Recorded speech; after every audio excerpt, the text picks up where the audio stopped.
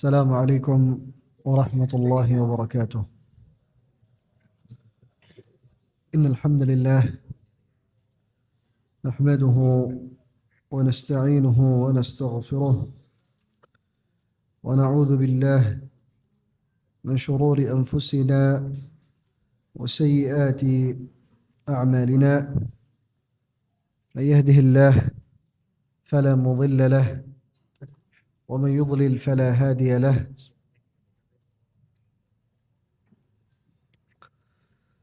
أشهد أن لا إله إلا الله وحده لا شريك له وأشهد أن محمدا عبده ورسوله.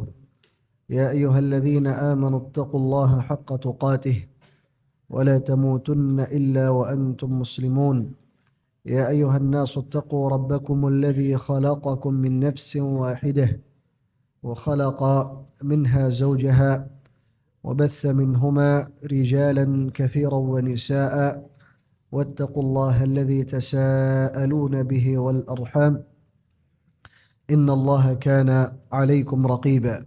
يا أيها الذين آمنوا اتقوا الله وقولوا قولا سديدا يصلح لكم أعمالكم ويغفر لكم ذنوبكم ومن يطع الله ورسوله فقد فاز فوزا عظيما.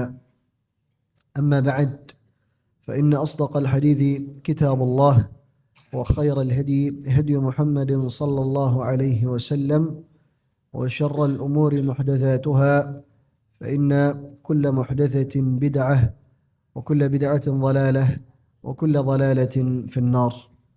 معاشر المسلمين حضر رحمني الله وإياكم. Alhamdulillah, segala puji bagi Allah Subhanahu wa ta'ala atas segala nikmat yang Allah limpahkan kepada kita sehingga kita bisa berkumpul di tempat yang mulia ini dalam rangka talabul ilmi asy-syar'i. Semoga Allah Subhanahu wa ta'ala menerima semua amal ibadah kita. Hadirin rahimanillah wa iyyakum, kita sampai pada bab yang ke-14 dari kitab Unwan As-Sa'adah fi syarhi kitab Tauhid al-Ibadati min al-Quran wa Sahih as-Sunnah, yaitu bab ibtalu at-ta'alluqi bil malaikah, bab batilnya kebergantungan seorang hamba kepada para malaikat Allah Subhanahu wa ta'ala. Pada bab yang sebelumnya kita membahas tentang batilnya kebergantungan seorang hamba kepada para nabi dan rasul. Pada kesempatan kali ini yang kita akan bahas adalah batalnya atau batilnya kebergantungan seorang hamba kepada malaikat Allah Subhanahu wa ta'ala. Ini adalah sebuah bab yang sangat penting. Sebuah bab yang tujuannya adalah untuk membatalkan, membantah syubhatnya orang-orang musyrikin, yang dimana banyak di antara mereka bergantung atau menggantungkan diri mereka kepada para malaikat Allah Subhanahu wa ta'ala. Di dalam bab ini akan dijelaskan bagaimana lemahnya para malaikat Allah Subhanahu wa ta'ala, bagaimana kebergantungan mereka kepada Allah Subhanahu wa ta'ala, bagaimana butuhnya mereka kepada Allah Subhanahu wa ta'ala, bagaimana takutnya mereka kepada Allah Subhanahu wa ta'ala. Di dalam bab ini penulis hafizahullah ta'ala membawakan beberapa dalil. Yang pertama adalah firman Allah di dalam surat Al-Anbiya ayat ke-26 sampai dengan ke-29. Allah Subhanahu wa ta'ala berfirman, "Wa qalu ittakhadha ar-rahmanu walada subhanah bal ibadun mukramun." Dan mereka mengatakan, orang-orang musyrikin, bahwasanya Allah Ar-Rahman yang Maha Pengasih telah mengambil seorang anak. Subhanah, Maha suci Allah Subhanahu wa ta'ala dari perkataan mereka tersebut. Bal ibadun mukramun, tetapi para malaikat itu mereka adalah hamba-hamba Allah yang Allah muliakan. La yasbiqunahu bil qawli wa hum bi amrihi ya'malun. Mereka para malaikat tidak pernah mendahului Allah Subhanahu wa ta'ala dengan perkataan-perkataan mereka. Kemudian mereka adalah makhluk yang selalu mengerjakan apa yang diperintahkan oleh Allah Subhanahu wa ta'ala. Ya'lamu ma baina aydihim wa ma khalfahum wa la yashfa'una illa liman irtadha wa hum min khasyatihi mushfiqun. Allah Subhanahu wa ta'ala mengetahui apa yang ada di depan mereka, apa yang ada di belakang mereka. Kemudian para malaikat ini mereka tidak bisa memberikan syafaat kecuali kepada orang-orang yang Allah Subhanahu wa ta'ala ridhai. Kemudian mereka para malaikat ini adalah orang yang makhluk yang selalu takut kepada Allah Subhanahu wa ta'ala. وَمَنْ يَقُلْ مِنْهُمْ إِنِّي إِلَهٌ مِنْ دُونِهِ فَذَلِكَ نَجْزِيهِ جَهَنَّمْ كَذَلِكَ نَجْزِي الظَّالِمِينَ.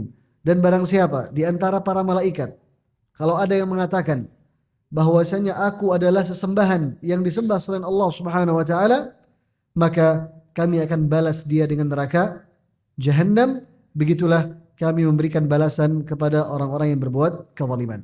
Ini dalam surat Al-Anbiya ayat ke-26 sampai dengan ke-29. Baik. Di dalam ayat-ayat di atas Allah Subhanahu wa ta'ala membantah tuduhan orang-orang musyrikin kepada Allah Subhanahu wa ta'ala. Mereka menuduh Allah Subhanahu wa ta'ala memiliki seorang anak atau memiliki anak dari kalangan para malaikat. Orang-orang musyrikin mereka mengatakan bahwasanya malaikat itu adalah anak-anak perempuan Allah Subhanahu wa ta'ala. Maka Allah bantah hal itu.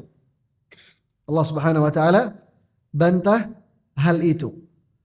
Allah Subhanahu wa ta'ala menyebutkan bahwasanya mereka para malaikat itu bukanlah anak-anak Allah Subhanahu wa ta'ala, tetapi mereka adalah ibadun mukramun, hamba-hamba Allah Subhanahu wa ta'ala yang Allah Subhanahu wa ta'ala berikan kemuliaan kepada mereka.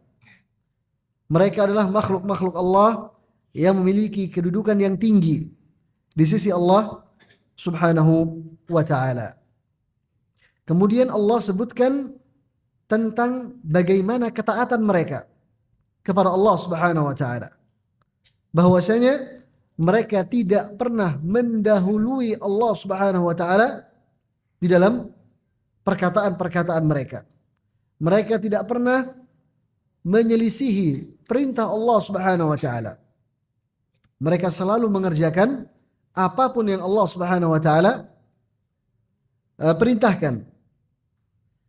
Kemudian Allah Subhanahu wa ta'ala Maha mengetahui segala sesuatu yang berkaitan dengan para malaikat tersebut.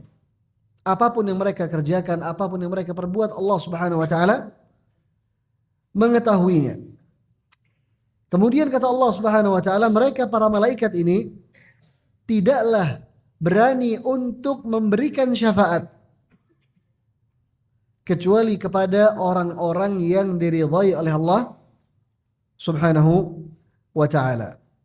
Kemudian Allah menyebutkan bahwasanya mereka para malaikat adalah makhluk yang takut kepada Allah Subhanahu wa ta'ala. Mereka takut untuk menyelisihi perintah Allah Subhanahu wa ta'ala. Kemudian Allah katakan, kalau seandainya, yang dimana mereka para malaikat tidak pernah melakukan hal ini, tapi Allah memberikan perumpamaan. Kalau seandainya mereka para malaikat ada yang mengaku bahwasanya dia adalah Tuhan yang disembah selain Allah Subhanahu wa ta'ala, maka Allah akan balas mereka dengan neraka Jahannam. Ini para malaikat. Kata Allah, kalau seandainya mereka mengaku menjadi seorang Tuhan yang disembah selain Allah Subhanahu wa ta'ala, maka Allah akan berikan balasan kepada mereka berupa neraka Jahannam. Itulah balasan yang Allah siapkan bagi setiap orang yang berbuat zalim, yang berbuat kesyirikan kepada Allah Subhanahu wa ta'ala. Allah Subhanahu wa ta'ala menyebutkan ancaman ini terhadap para malaikat dengan tujuan bahwasanya tidak boleh bagi seorang makhluk pun untuk mengakui atau mengatakan bahwasanya dirinya boleh disembah selain Allah Subhanahu wa ta'ala. Allah ingin menjelaskan bahwasanya tidak ada seorang makhluk pun yang berhak untuk diibadahi selain Allah Subhanahu wa ta'ala. Bahkan walaupun itu adalah makhluk yang sangat dekat dengan Allah, yaitu para malaikat. Kata Allah, kalau seandainya mereka mengatakan bahwasanya mereka adalah Tuhan yang disembah selain Allah, maka balasannya adalah neraka Jahannam. Ini malaikat yang merupakan makhluk Allah Subhanahu wa ta'ala yang mulia. Maka bagaimana dengan mereka-mereka yang derajatnya di bawah para malaikat Allah Subhanahu wa ta'ala? Tentunya ancaman ini lebih keras. Para malaikat saja yang mereka disifati tidak pernah berbuat maksiat kepada Allah sekalipun, selalu mengerjakan segala perintah Allah Subhanahu wa ta'ala, segala melakukan apa yang Allah perintahkan. Kalau mereka berbuat kesyirikan, mereka mendapatkan neraka Jahannam, apalagi selain para malaikat Allah Subhanahu wa ta'ala. Kemudian ayat ini juga menjelaskan kepada kita tentang bagaimana kesempurnaan butuhnya para malaikat kepada Allah Subhanahu wa ta'ala. Bagaimana besarnya rasa takut mereka kepada Allah Subhanahu wa ta'ala. Maka bagaimana mungkin kita bergantung kepada mereka, kepada para malaikat, yang dimana mereka pun juga takut kepada Allah, mereka juga bergantung kepada Allah Subhanahu wa ta'ala. Sehingga tidak pantas bagi kita untuk bergantung kepada makhluk yang dia pun juga masih bergantung kepada selainnya, kepada Allah Subhanahu wa ta'ala. Maka hendaknya ketika kita ingin bergantung, gantungkanlah urusan kita hanya kepada Allah Subhanahu wa ta'ala. Jangan kita gantungkan urusan kita kepada makhluk. Bagaimanapun tingginya derajat makhluk tersebut di sisi Allah, dia tetap lemah di hadapan Allah Subhanahu wa ta'ala. Kemudian ayat ini juga menjelaskan kepada kita tentang batalnya atau batilnya keyakinan seseorang bahwasanya para malaikat itu memiliki sebagian urusan rububiyah ataupun uluhiyah. Allah Subhanahu wa ta'ala bantah di dalam ayat-ayat ini bahwasanya mereka takut kepada Allah Subhanahu wa ta'ala. Baik. Kemudian dalil yang selanjutnya yang dibawakan oleh Syekh Hafizahullah Ta'ala, yaitu firman Allah di dalam surat Saba ayat yang ke-23. Allah Subhanahu wa ta'ala berfirman, "Wala tanfa'u asy-syafa'atu 'indahu illa liman adzina lah."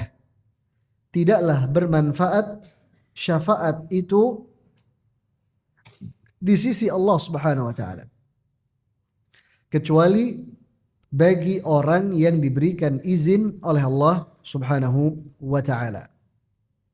Hatta idza fuzzi'a an qulubihim qalu madza qala rabbukum. Sampai kemudian ketika hilang rasa takut dari dalam hati para malaikat Allah Subhanahu wa ta'ala, mereka pun berkata, apa yang telah diwahyukan oleh Tuhan kalian. Qalul haqqa wa huwal aliyyul kabir. Kemudian mereka para malaikat mengatakan al-haq, kebenaran, dan Allah Maha tinggi lagi Maha besar. Kemudian Syekh Hafizahullah Ta'ala membawakan sebuah hadis yang menjelaskan tentang ayat di atas, yaitu sebuah hadis yang diriwayatkan oleh sahabat Abu Hurairah radhiyallahu ta'ala anhu di dalam Sahih Al-Bukhari. Wa an Abi Hurairah radhiyallahu anhu yablughu bihi an-nabiy sallallahu alaihi wasallam qala, Nabi sallallahu alaihi wasallam mengatakan, idza qadallahu al-amra fis sama', ketika Allah subhanahu wa ta'ala mewahyukan sesuatu di atas langit, ketika Allah berbicara menurunkan wahyunya, dharabatil malaikatu bi ajnihatiha khuda'anan liqaulihi, maka para malaikat pun mereka mengepakkan sayap-sayap mereka karena rasa tunduk mereka kepada Allah subhanahu wa ta'ala. Ketika Allah berbicara menurunkan wahyunya, maka para malaikat mereka mengepakkan sayap-sayapnya. Ka'annahu silsilatun ala safwanin, yang dimana suara yang didengar oleh para malaikat ketika Allah berkata menurunkan wahyunya itu seperti sebuah rantai yang dipukulkan ke atas batu yang mulus. Kemudian Ali mengatakan, dan para perawi yang lainnya mereka mengatakan yanfudhuhum dzalik, yang dimana hal itu didengar oleh seluruh para malaikat Allah subhanahu wa ta'ala. Kemudian kata Nabi, فَإِذَا فُزِّعَ عَنْ قُلُوبِهِمْ, dan ketika rasa takut itu hilang dari dalam hati para malaikat, قَالُوا مَاذَا قَالَ رَبُّكُمْ, mereka pun berkata, apa yang telah diwahyukan oleh Allah subhanahu wa ta'ala. Jadi yang mereka dengar adalah seperti rantai besi yang dipukulkan di atas batu. Dan mereka ketakutan, para malaikat Allah ketakutan. Kemudian setelah hilang rasa takut dari hati mereka, baru mereka bertanya apa yang telah disampaikan, dikatakan oleh Allah subhanahu wa ta'ala. Qalul haqqa, maka para malaikat mengatakan al-haq, kebenaran. Wa huwal aliyyul kabir, dan Allah Maha tinggi lagi Maha besar. Di dalam hadis ini, di dalam ayat di atas dan hadis di atas, dijelaskan bahwasanya para malaikat Allah subhanahu wa ta'ala yang disifati dengan keperkasaan, yang dimana para malaikat Allah adalah makhluk yang sangat kuat, makhluk yang sangat besar, yang dimana Rasulullah sallallahu alaihi wasallam pernah menjelaskan tentang sifat salah satu malaikat Allah subhanahu wa ta'ala. Nabi mengatakan, "Udhina li an uhadditha an malakin min malaikatillahi min hamalatil arsh." Aku diizinkan untuk menyampaikan, menjelaskan tentang salah satu malaikat dari malaikat-malaikat Allah subhanahu wa ta'ala yang tugasnya adalah memikul arsy Allah subhanahu wa ta'ala. Ini sifat satu orang malaikat yang memikul arsy Allah subhanahu wa ta'ala. Innama baina syahmati udhunihi ila atiqihi masiratu 700 am. Perjalanan antara ujung telinganya sampai dengan pundaknya itu perjalanan 700 tahun. Ini baru satu malaikat yang memikul arsy Allah subhanahu wa ta'ala. Jarak antara ujung telinganya sampai dengan pundaknya perjalanan 700 tahun. Anda bisa bayangkan bagaimana besarnya malaikat tersebut. Kemudian bisa bayangkan bagaimana besarnya arsy Allah Subhanahu wa taala. Kemudian bagaimana kebesaran Allah Subhanahu wa taala.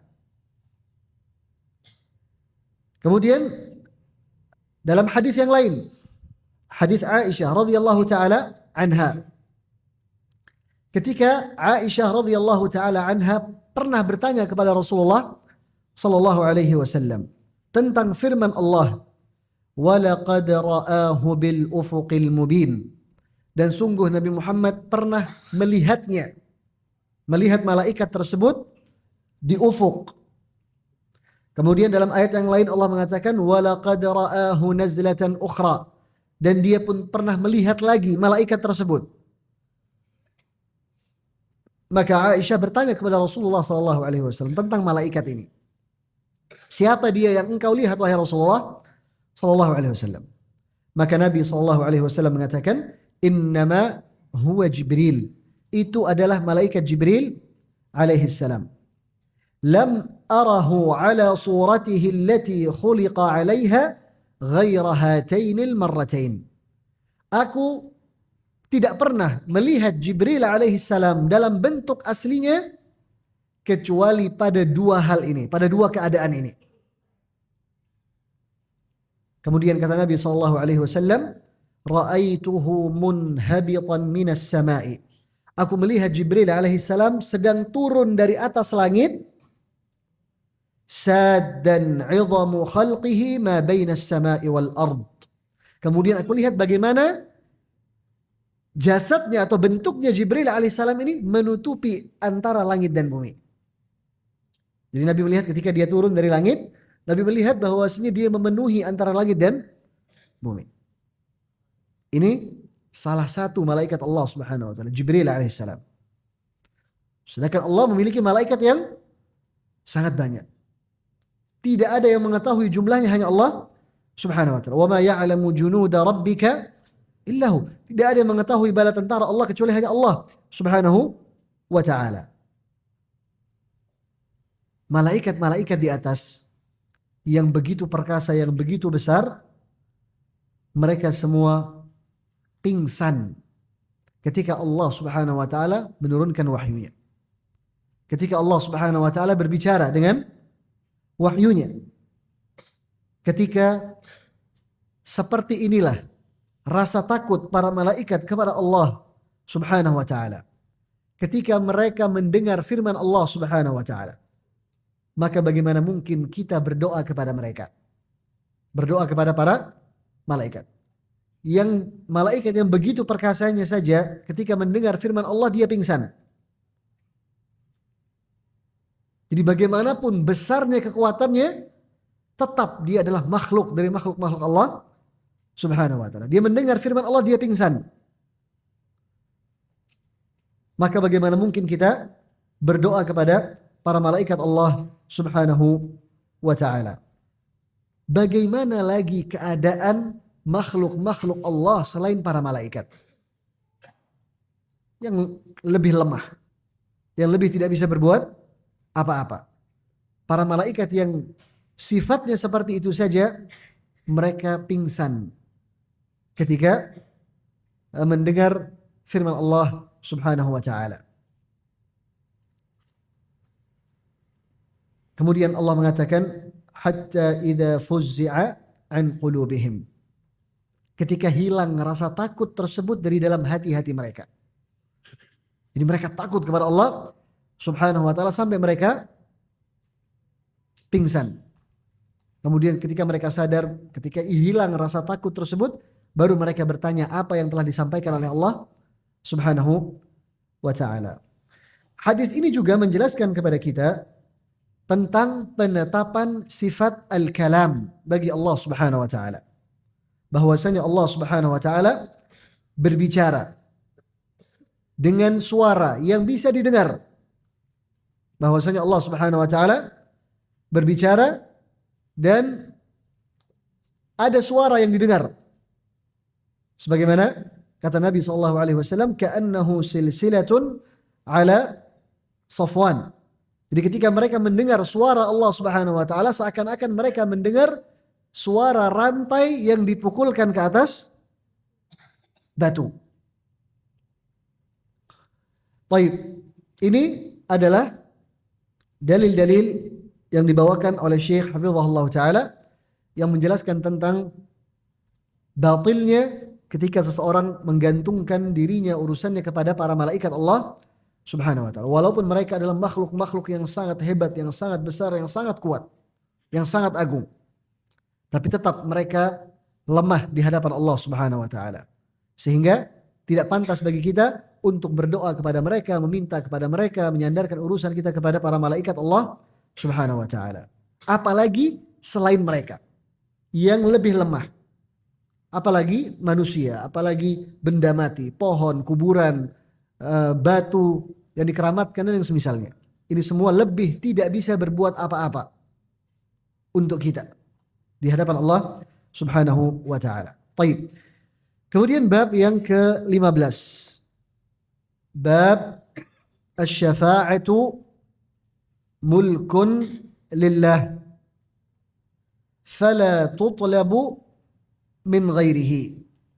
Bab bahwasanya syafaat itu adalah murni milik Allah Subhanahu wa ta'ala semata. Maka tidak boleh kita meminta syafaat kecuali hanya dari Allah Subhanahu wa ta'ala. Wala tahsulu illa bi syartaini. Kemudian syafaat ini tidak akan bisa terjadi kecuali ada dua syaratnya. Al-idhnu wal-ridha. Izin dan keridhaan Allah Subhanahu wa ta'ala. Baik. Orang-orang musyrikin tidaklah mereka berbuat kesyirikan kepada Allah Subhanahu wa ta'ala dari zaman dulu sampai dengan hari ini, kecuali alasan mereka adalah mereka menginginkan syafaat di sisi Allah Subhanahu wa ta'ala. Ini alasan mereka dari dulu. Ini tujuan utama mereka berbuat kesyirikan kepada Allah Subhanahu wa ta'ala. Ketika mereka beribadah kepada selain Allah Subhanahu wa ta'ala, ketika mereka berdoa kepada makhluk, kepada wali, kepada orang saleh, kepada kuburan-kuburan yang dikeramatkan, tujuannya adalah mereka mengharapkan syafaat. Bahwasanya yang mereka sembah ini kelak di akhirat akan memberikan syafaat bagi mereka di hadapan Allah Subhanahu wa ta'ala. Mereka menganggap saya ini orang yang kotor, orang yang banyak dosa, sehingga kalau langsung berdoa kepada Allah sulit dikabulkan oleh Allah Subhanahu wa ta'ala. Sehingga saya berdoa melalui perantara si fulan, wali yang saleh, atau seorang nabi, seorang malaikat, dan yang lainnya. Biarkan dialah yang menyampaikan doanya kepada Allah Subhanahu wa ta'ala. Biarkanlah mereka ini yang menyelamatkan saya nanti di akhirat. Biarkan mereka yang memberikan syafaat untuk saya di hadapan Allah Subhanahu wa ta'ala, sehingga Allah kemudian masukkan ke dalam surga. Inilah syubhat yang ada di dalam benak pikiran mereka. Itulah kenapa penulis hafizahullah ta'ala membawakan bab ini dengan tujuan untuk menjelaskan kepada kita bahwasanya syafaat itu adalah milik Allah Subhanahu wa ta'ala semata. Jadi tidak gampang seseorang untuk bisa memberikan syafaat di sisi Allah Subhanahu wa ta'ala. Karena syafaat itu milik Allah Subhanahu wa ta'ala. Yang bisa memberikan syafaat yang diizinkan oleh Allah Subhanahu wa ta'ala, yang diridhai oleh Allah Subhanahu wa ta'ala. Tidak ada jalan untuk mendapatkan syafaat tersebut kecuali dengan kita merealisasikan segala syarat-syarat agar kita mendapatkan syafaat di akhirat kelak. Segala cara yang dilakukan oleh orang-orang musyrikin, yang mereka menganggap dengan cara itu mereka akan mendapatkan syafaat, hakikatnya adalah itulah jalan-jalan yang menjadikan mereka terhalangi dari syafaat tersebut. Mereka ingin mendapatkan syafaat, tapi mereka cari dengan cara berbuat kesyirikan kepada Allah Subhanahu wa taala. Kesyirikan itulah yang akan menghalangi mereka dari syafaat pada hari kiamat. Tidak mungkin orang yang berbuat kesyirikan mendapatkan syafaat di akhirat kelak. Tidak mungkin. Seseorang yang meninggal dunia dalam keadaan berbuat kesyirikan kepada Allah, dia tidak akan mungkin bisa mendapatkan syafaat di akhirat.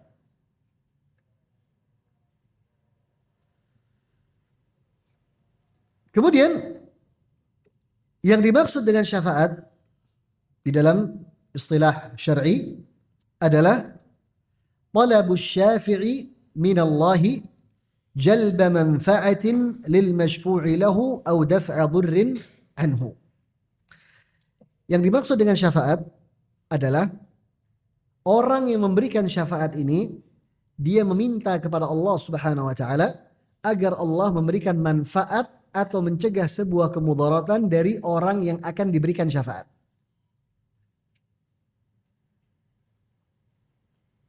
Contoh, kalau seandainya ada orang yang berbuat kesyirikan, dia meminta berdoa kepada Nabi Muhammad SAW, wahai Nabi Muhammad, aku meminta syafaatmu pada hari kiamat kelak. Dia minta kepada Nabi SAW. Di kepala dia, nanti Nabi Muhammad SAW akan meminta kepada Allah Subhanahu wa taala agar Allah memasukkan si orang ini ke dalam surga. Tapi apa yang dia lakukan adalah kesyirikan. Karena dia meminta kepada Nabi SAW di saat Nabi sudah meninggal dunia. Baik. Kemudian para ulama menyebutkan bahwasanya syafaat itu memiliki dua syarat. Syarat yang pertama adalah izin Allah Subhanahu wa taala kepada si pemberi syafaat untuk bisa memberikan syafaat. Jadi yang memberikan syafaat di sisi Allah Subhanahu wa taala, dia harus punya izin dari Allah Subhanahu wa taala. Tidak semua orang, tidak semua makhluk bisa memberikan syafaat di hadapan Allah Subhanahu wa taala. Harus mendapatkan izin dari Allah Subhanahu wa taala. Kemudian syarat yang kedua adalah yang akan diberikan syafaat orang-orang yang diridhai oleh Allah Subhanahu wa taala. Orang-orang yang diridhai oleh Allah Subhanahu wa taala. Kemudian sebagian ulama menambahkan syarat yang ketiga, yaitu keridhaan Allah terhadap yang memberikan syafaat juga. Jadi kalau kita simpulkan syaratnya tiga. Yang pertama adalah izin dan ridha Allah kepada yang memberikan syafaat. Kemudian yang ketiga, keridhaan Allah kepada yang akan diberikan syafaat kepadanya. Allah Subhanahu wa taala berfirman, "Yauma idzin la tanfa'u asy-syafa'atu illa man adzina lahu ar-Rahman wa radiya lahu qawla." Pada hari kiamat, syafaat itu tidak akan bermanfaat kecuali setelah mendapatkan izin dari Allah dan setelah mendapatkan keridhaan dari Allah Subhanahu wa taala. Allah Subhanahu wa taala meridhai makhluk-makhluknya untuk memberikan syafaat para malaikat, para nabi, dan orang-orang saleh. Mereka ini adalah yang diizinkan oleh Allah untuk memberikan syafaat. Para malaikat, para nabi, dan orang-orang saleh. Di dalam sebuah hadis Allah Subhanahu wa taala berfirman, hadis qudsi, "Syafa'atil malaikah wa syafa'a an-nabiyyun wa syafa'a al-mu'minun wa lam yabqa illa arhamur rahimin." Para malaikat, mereka sudah memberikan syafaat. Para nabi, mereka telah memberikan syafaat. Orang-orang yang beriman mereka telah memberikan syafaat, maka tidak ada yang tersisa kecuali Allah Subhanahu wa taala. Kecuali rahmat Allah Subhanahu wa taala. Hadis riwayat Al-Imam Al-Bukhari dan Al-Imam Muslim. Kemudian para ulama menjelaskan bahwasanya ada beberapa bentuk syafaat pada hari kiamat. Bentuk yang pertama adalah asy-syafa'atu al-'uzma. Syafaat yang paling besar, yaitu syafaat Nabi sallallahu alaihi wasallam kepada seluruh manusia agar Allah Subhanahu wa taala memulai persidangan pada hari kiamat. Agar Allah Subhanahu wa taala memulai persidangan pada hari kiamat. Inilah yang dikenal dengan al-maqam al-mahmud.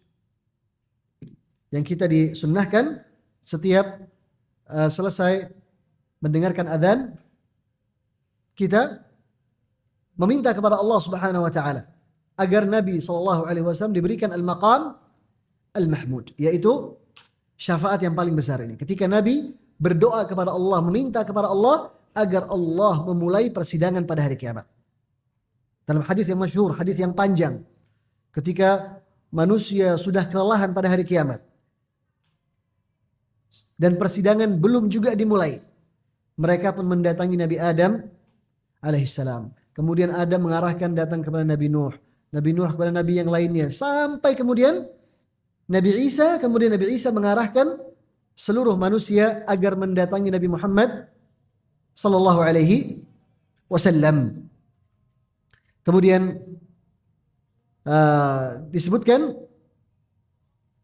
fayatuni, kata Nabi sallallahu alaihi wasallam, fayatuni faasjudu tahta al-'arsy. Maka mereka pun mendatangi aku, kata Nabi sallallahu alaihi wasallam. Kemudian aku pun sujud di bawah arsy Allah Subhanahu wa taala. Fayuqal, kemudian dikatakan kepadaku, ya Muhammad, irfa' ra'sak washfa' tushaffa' wasal tu'ta. Wahai Muhammad, angkatlah kepalamu, berikanlah syafaat, karena engkau telah diberikan izin untuk memberikan syafaat. Wasal tu'ta, dan mintalah, akan diberikan segala apa yang engkau minta. Ini yang pertama, asy-syafa'ah al-'uzma. Syafaat yang dengannya Allah Subhanahu wa taala memulai persidangan pada hari kiamat. Ini khusus hanya dimiliki oleh Nabi sallallahu alaihi wasallam. Syafaat yang kedua adalah syafaat bagi para penghuni surga agar mereka diizinkan masuk ke dalam surga Allah Subhanahu wa taala. Ini juga syafaat yang khusus hanya dimiliki oleh Nabi sallallahu alaihi wasallam. Di dalam hadis Anas, Nabi sallallahu alaihi wasallam bersabda, "Ati babal jannati yaumal qiyamati fa astaftih." Aku mendatangi pintu surga pada hari kiamat. Kemudian aku minta agar dibukakan pintu tersebut. Fayaqulul khazin, maka penjaga pintu surga bertanya, "Man ant?" Siapakah engkau? Fa'aqul Muhammad. Aku pun menjawab, aku adalah Muhammad sallallahu alaihi wasallam. Fayaqul, kemudian malaikat penjaga ini mengatakan, "Bika umirtu la aftahu li ahadin qablak." Hanya kepadamulah aku diperintahkan untuk membukakan pintu surga ini. Dan aku tidak akan membukakan pintu surga ini kepada siapapun sebelummu. Hadis riwayat Imam Muslim. Ini juga syafaat khusus hanya dimiliki oleh Nabi Muhammad sallallahu alaihi wasallam. Kemudian yang ketiga, syafaat untuk meringankan siksaannya Abu Talib, paman Nabi sallallahu alaihi wasallam.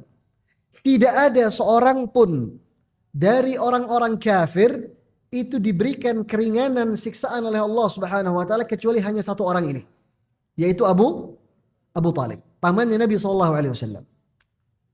Dia diringankan siksaannya karena mendapatkan syafaat dari Nabi. Tapi bukan keluar dari neraka, diringankan siksaannya oleh Allah Subhanahu wa taala. Dalilnya adalah hadis Abu Sa'id Al-Khudri radhiyallahu taala anhu, anna Rasulullah sallallahu alaihi wasallam dzukira 'indahu 'ammuhu Abu Talib. Bahwasanya Rasulullah sallallahu alaihi wasallam pernah disebutkan di hadapannya tentang pamannya Abu Talib. Maka Nabi mengatakan, la'allahu tanfa'uhu syafa'ati yaumal qiyamah. Semoga syafaatku bermanfaat baginya pada hari kiamat. Fayuj'alu fi dhahdahin min nar. Kemudian dia akan diletakkan di neraka yang paling dangkal. Abu Talib akan diletakkan di neraka yang paling dangkal. Yablughu ka'baihi, yang dimana neraka itu hanya sampai kedua mata kakinya. Jadi yang ada di neraka hanya sampai dengan mata kakinya. Kata Nabi SAW, yaghli minhu dimaghuh, tapi otaknya mendidih. Sallallahu alaihi wasallam. Kemudian dalam hadis yang lain, hadis Al-Abbas Ibnu Abdul Muttalib radhiyallahu taala anhu, beliau mengatakan, ya Rasulullah, hal nafa'ta Aba Talibin bi syai'? Wahai Rasulullah, apakah ada sebuah manfaat yang bisa engkau berikan kepada pamanmu Abu Talib? Fa innahu kana yahutuka wa yaghdabu ank wa yaghdabu lak. Karena dulu pamanmu ini selalu membelamu, melindungimu. Maka Nabi mengatakan sallallahu alaihi wasallam, na'am, ada. Huwa fi dhahdahin min nar. Manfaat yang bisa aku berikan untuknya adalah dia berada di neraka yang paling dangkal. Laula ana lakana fid darkil asfali minan nar. Kalau bukan karena aku, bukan karena syafaat Nabi Muhammad SAW, maka niscaya tempatnya adalah di kerak neraka jahanam. Ini Abu Talib, paman Nabi SAW. Syafaat ini juga khusus hanya dimiliki oleh Nabi SAW, yaitu syafaat untuk memberikan keringanan siksaan bagi pamannya Abu Talib. Dan ini hanya berlaku bagi Abu Talib. Sedangkan orang-orang kafir yang lainnya, mereka tidak akan pernah mendapatkan keringanan dari Allah Subhanahu wa ta'ala. Allah Subhanahu wa ta'ala berfirman, innahu man yushrik billah faqad harrama Allahu alaihi al-jannah wa ma'wahu an-nar wa ma lidh-dhalimina min ansar. Sesungguhnya orang-orang yang berbuat kesyirikan kepada Allah, maka Allah telah haramkan baginya surga dan tempatnya adalah neraka. Sungguh orang-orang yang berbuat kezaliman, mereka tidak mendapatkan penolong. Kemudian jenis syafaat yang keempat pada hari kiamat adalah syafaat untuk masuknya sekelompok orang ke dalam surga tanpa dihisab. Tanpa dihisab, tanpa ada perhitungan. Dia mendapatkan syafaat sehingga dia langsung masuk ke dalam surga tanpa adanya perhitungan amalannya. Syafaat yang keempat ini pun wallahu taala alam juga khusus hanya milik Nabi sallallahu alaihi wasallam. Sebagaimana di dalam hadis Abu Hurairah radhiyallahu taala anhu, Nabi sallallahu alaihi wasallam mengatakan, fa aqul ummati ya rabbi, ummati ya rabb, ummati ya rabb. Aku berkata kepada Allah pada hari kiamat, umatku wahai Rabb, umatku, umatku. Kemudian dikatakan, ya Muhammad, adkhil min ummatika man la hisaba alaihim min al-babil aymani min abwabil jannah. Wahai Muhammad, masukkanlah sebagian orang dari umatmu tanpa dihisab melalui pintu kanan dari pintu-pintu surga. Wa hum syuraka'un nas fima siwa dzalika min al-abwab. Dan yang selainnya mereka bergabung dengan umat-umat yang lainnya masuk dari pintu-pintu surga yang banyak. Kemudian Nabi mengatakan, walladzi nafsi biyadihi, demi Allah yang jiwaku berada di tangannya. Innama bainal misra'aini min masari'il jannati kama baina Makkah wa Himyar atau kama baina Makkah wa Busra. Sungguh jarak antara pintu surga, jadi antara kusen kanan dan kusen kiri, itu jaraknya antara Makkah sampai ke negeri Yaman. Itu satu pintu dari pintu-pintu surga. Lebar pintunya seperti perjalanan dari kota Makkah ke negeri Yaman atau dari Makkah ke Busra yang ada di negeri Syam. Kemudian syafaat yang kelima adalah syafaat bagi orang-orang yang bertauhid, yang awalnya dia akan dimasukkan ke dalam neraka, tetapi dengan syafaat tersebut dia langsung dimasukkan ke dalam surga. Dia orang yang bertauhid, yang punya dosa, sehingga awalnya secara perhitungan orang ini harus masuk neraka dulu, dibersihkan dulu, baru kemudian masuk ke dalam surga. Tapi dengan syafaat ini dia tidak jadi masuk ke dalam neraka, dia langsung masuk ke dalam surga. Ini syafaat yang kelima, berlaku bagi seluruh makhluk Allah Subhanahu wa taala. Artinya para nabi, para malaikat, orang-orang yang beriman, mereka bisa memberikan syafaat yang kelima ini. Dalilnya adalah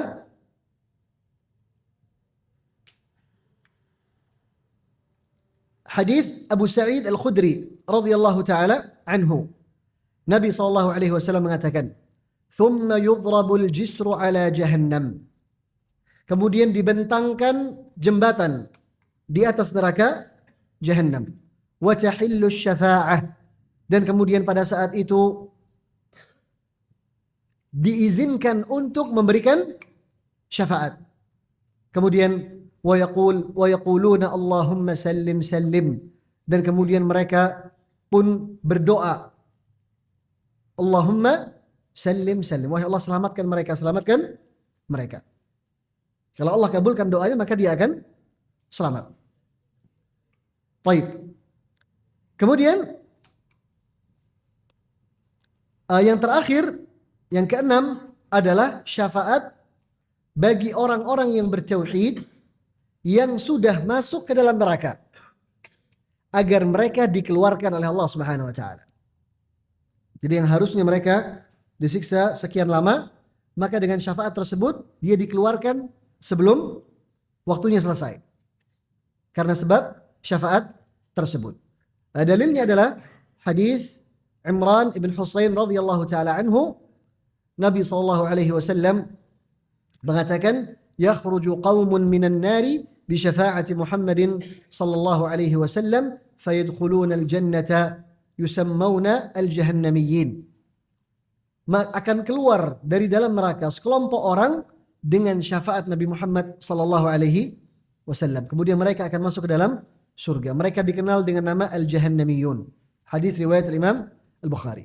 Kemudian dalam hadis Abu Sa'id Al-Khudri radhiyallahu taala anhu, Nabi sallallahu alaihi wasallam mengatakan, "Wa idza ra'aw annahum qad najaw fi ikhwanihim yaqulun rabbana ikhwanuna kanu yusalluna ma'ana wa yasumuna ma'ana wa ya'maluna ma'ana fayaqulu Allah ta'ala idhabu faman wajadtum fi qalbihi mithqala dinarin min imanin فأخرجوه ويحرم الله صورهم على النار." Ketika mereka, orang-orang yang beriman, melihat bahwasanya diri mereka sudah selamat dari neraka, maka mereka pun berkata kepada Allah Subhanahu wa taala tentang saudara-saudara mereka yang masuk ke dalam neraka. Ini syafaatnya orang-orang yang beriman. Mereka berkata, "Wahai Allah Subhanahu wa taala, saudara-saudara kami dahulu ketika di dunia mereka sholat bersama kami, mereka berpuasa bersama kami, mereka beramal bersama kami." Maka Allah berkata, "Pergilah kalian, siapapun yang kalian lihat dari mereka memiliki keimanan walaupun hanya seberat 1 dinar, maka keluarkan mereka dari neraka." Keluarkan mereka dari neraka. Dan Allah haramkan wajah mereka dari api neraka. Fayatunahum wa ba'dhum qad ghaba fi an-nar ila qadamihi wa ila ansafi saqaihi fayukhrijuna man 'arafu. Maka mereka pun mendatangi neraka. Mereka melihat teman-teman mereka tersebut sudah mulai tenggelam di dalam neraka. Ada yang baru sampai setengah betisnya. Ada yang sudah sampai kakinya. Kemudian fayukhrijuna man 'arafu. Mereka pun mengeluarkan orang-orang yang mereka kenal tersebut. Thumma ya'udun. kemudian mereka kembali. Fayaqul, kemudian Allah mengatakan, idhabu, pergi lagi ke neraka. Faman wajadtum fi qalbihi mithqala nisfi dinarin fa akhrijuh. Kembali lagi ke neraka, lihatlah siapa di antara mereka yang punya keimanan walaupun seberat setengah dinar. Fayukhrijuna man arafu. Mereka pun mengeluarkan lagi orang-orang yang mereka kenal. Thumma fayaqul idhabu, kemudian Allah berkata lagi, kembali lagi ke situ. Faman wajadtum fi qalbihi mithqala darratin min imanin fa akhrijuh. Kembali kalian ke sana, keluarkan dari neraka siapapun yang memiliki keimanan walaupun hanya seberat zarrah. Zarrah itu adalah partikel yang paling kecil yang ada di muka bumi ini. Partikel, sesuatu yang paling kecil yang ada di muka bumi ini namanya zarrah. Atau dalam penafsiran yang lain disebutkan zarrah itu adalah anak semut. Nah, ini sesuatu yang kecil. Siapa di antara mereka yang punya keimanan walaupun keimanannya seberat anak semut, maka keluarkan dari neraka tersebut. Fayukhrijuna man arafu. Mereka pun mengeluarkan dari neraka siapa saja orang-orang yang punya keimanan walaupun hanya seberat anak semut. Kemudian perawi hadis mengatakan, Abu Sa'id Al-Khudri radhiyallahu ta'ala anhu, fa illam tusaddiquni faqra'u. Kalau kalian tidak percaya dengan hadis ini, maka bacalah firman Allah Subhanahu wa taala, innallaha la yadhlimu mithqala dzarrah. Sesungguhnya Allah Subhanahu wa taala tidak akan menzalimi walaupun hanya seberat anak semut. Fa wa in taku hasanatan yudha'ifha. Kalau seandainya yang seberat anak semut ini adalah sebuah kebaikan, maka Allah akan lipat gandakan. Wa yu'ti min ladunhu ajran 'azima. Dan Allah Subhanahu wa taala memberikan lagi kepada dia dari sisinya pahala yang sangat besar. Allah taala a'lam. Inilah beberapa bentuk syafaat yang terjadi pada hari kiamat. Insyaallah taala pada pertemuan yang akan datang kita akan membahas dalil-dalil yang dibawakan oleh Syekh Hafizahullah taala yang berkaitan dengan masalah syafaat ini. Mudah-mudahan apa yang disampaikan bermanfaat bagi saya sendiri dan para hadirin semua. Apabila ada yang kurang saya mohon maaf karena terbatasnya ilmu. Wa sallallahu ala nabiyyina Muhammad wa ala alihi wa sahbihi ajma'in. Subhanakallahumma bihamdika asyhadu an la ilaha illa ant astaghfiruka wa atubu ilaik. Wassalamu alaikum warahmatullahi wabarakatuh.